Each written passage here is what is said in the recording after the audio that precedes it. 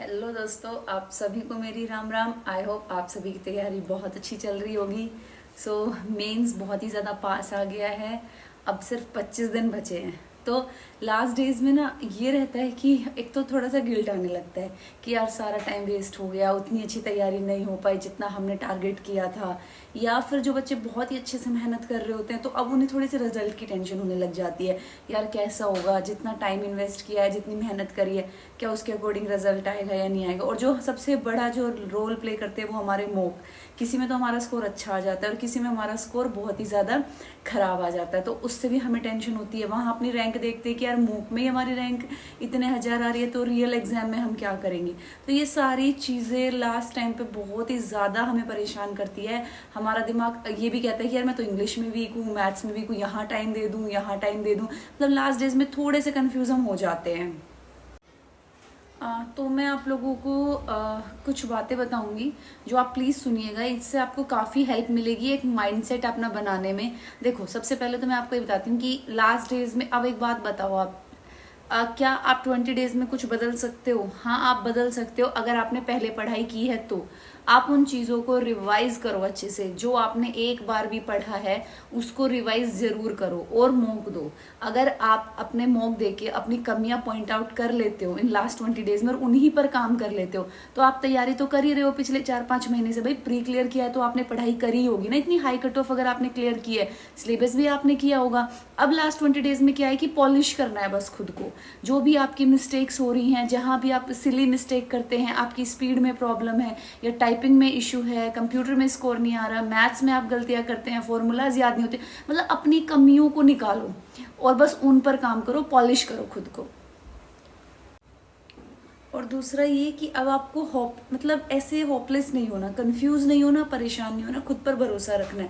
यार 150 cut off clear करके mains के लिए जा रहे हो तो इट मीन्स चीज़ें आपको आती है, खुद पर भरोसा रखो। और एक मैं अपने खुद के एग्जाम्पल से आपको बताती हूँ कि पेपर में देखो मेहनत, प्रैक्टिस, ये सब चीज़ें काम आती है, लेकिन जो सबसे ज़्यादा काम आता है ना वो आता है आपका एकदम सही लेवल का कॉन्फिडेंस कि हाँ मुझे आता है, मैं कर लूँगा या मैं कर लूँगी। मैं आपको अपना एग्जाम्पल बताती हूँ। जैसे कि मैंने 2-3 अटैम्प्ट दिए थे तो क्या था कि लास्ट का जिसमें मेरा सिलेक्शन हुआ, इस अटैम्प्ट में मैं जॉब कर रही थी। प्री में मेरे पास इतना टाइम नहीं था पढ़ाई करने का, मैं जॉब, लेकिन जो मैं पढ़ रही थी वो बहुत अच्छे से पढ़ती थी। और इतने अच्छे से ना तो मैं स्टैटिक जीके पूरी रिवाइज कर पाई, ना मैं अपनी जीके रिवाइज कर पाई। और मैंने जब अपना प्री का एग्जाम दिया बस मैं कॉन्फिडेंट थी पूरे तरीके से कि यार हो जाएगा, ठीक है, करना है।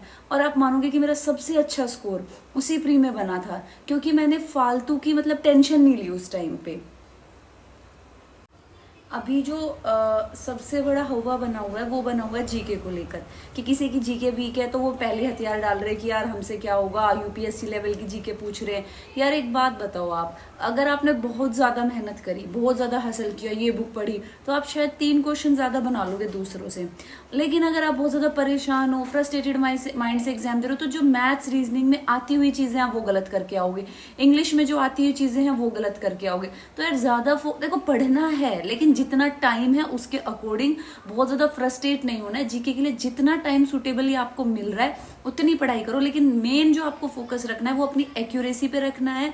साउंड माइंड से आपको एग्जाम देना है। आप जीके में 2 क्वेश्चन फालतू कर लो और यहाँ आप 3-4 क्वेश्चन में सिली मिस्टेक्स करके गलत कर दो, बताओ आपका स्कोर ऊपर कैसे जाएगा। आप कभी भी देख लेना, एक्यूरेसी मैटर करती है। 3 सेक्शन में आप एक्यूरेटली अच्छे से पेपर दोगे तो वो कंपनसेट कर देंगे जीके के सेक्शन को, ठीक है। मैं ये नहीं कह रही कि जीके पढ़नी नहीं है, नहीं, वो दिन गए, जीके पढ़नी पड़ेगी, टाइम देना पड़ेगा।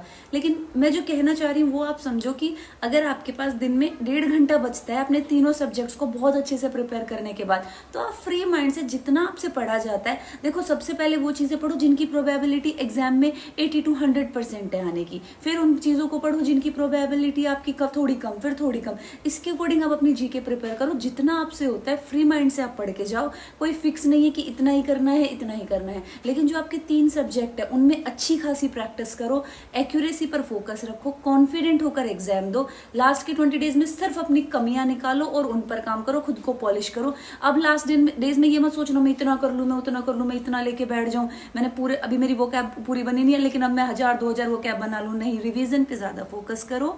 जो पेपर आएगा वो मॉडरेट ही आएगा, बस जो है अपने कॉन्फिडेंस आपको अपना ठीक ठाक रखना है पेपर देते टाइम। और बाकी कंप्यूटर अच्छे से कर लेना यार, तुम्हें भी पता है पिछली बार जो हुआ था, तो मार्क्स अच्छे खासे आएंगे, कंप्यूटर में रह जाओगे तो फिर दिक्कत आ जाएगी। तो कंप्यूटर पढ़ लेना ठीक से, बाकी ज़्यादा लोड मत लेना, बिल्कुल भी परेशान मत होना। ये वीडियो मैंने कोई स्ट्रेटेजी बताने के लिए नहीं कि लास्ट 20 डेज में आपको क्या करना है, मैंने ये वीडियो बनाई है आप लोगों को ये समझाने के लिए कि आपको फ्रस्ट्रेट नहीं होना है। अपना कॉन्फिडेंस लेवल एकदम आप रखो, और कॉन्फिडेंट भी नहीं होना, लेकिन मॉक्स के मार्क्स से परेशान नहीं होना। बस एक रिदम में पढ़ाई करते रहो, जीके को हवा नहीं बनाना, उसकी वजह से अपने बाकी 3 सब्जेक्ट्स को बिल्कुल भी आपको उसका इफेक्ट इधर नहीं पड़ने देना है। अपनी 100% एफिशिएंसी आपको देनी है, और एग्जाम में भी आपको 100% एफिशिएंसी से अटेम्प्ट करना है, ठीक है। ये चीजें बहुत ज्यादा ध्यान देने वाली होती है, पर इन चीजों को हम अवॉइड कर देते हैं। हमें लगता है बस प्रिपरेशन वो मैटर करती है, लेकिन साथ में ये चीजें भी मैटर करती है। तो अपने माइंड को अच्छे से शांत होकर पेपर देना। दोस्तों, मैं कभी भी कोई वीडियो बनाती हूँ तो मैं ऐसे ही मतलब हवा में बातें नहीं करती हूँ, मैं अपने खुद के पर्सनल एक्सपीरियंस ही आप लोगों के साथ शेयर करती हूँ। जो मुझे लगता है कि ये चीज़ें सच में काम करती हैं, वही चीज़ें मैं आपको बताती हूँ। बाकी दोस्तों, अगर आपको वीडियो अच्छी लगी है तो प्लीज़ इसको लाइक कर देना, और अगर फर्स्ट टाइम मेरे चैनल पर विजिट कर रहे हो तो मेरे चैनल को सब्सक्राइब कर देना। बाकी एक बहुत ज़्यादा मुझे क्वेश्चन मिल रहे हैं कि कैग डिपार्टमेंट का एलोकेशन अभी तक नहीं आया।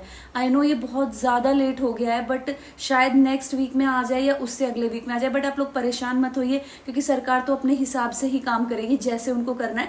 बट इतना मैं आपको बता देती हूँ कि कोई इशू नहीं है, वैकेंसी आपकी जो ये जॉब्स हैं ये लटकेंगी नहीं, इन पे कोई केस वगैरह नहीं होगा, आपको ज्वाइनिंग मिल जाएगी। शायद थोड़ा लेट मिले पर डेफिनेटली मिल जाएगी, तो आप लोग बिल्कुल भी परेशान मत होइए, ठीक है।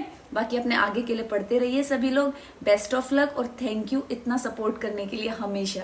Thank you so much.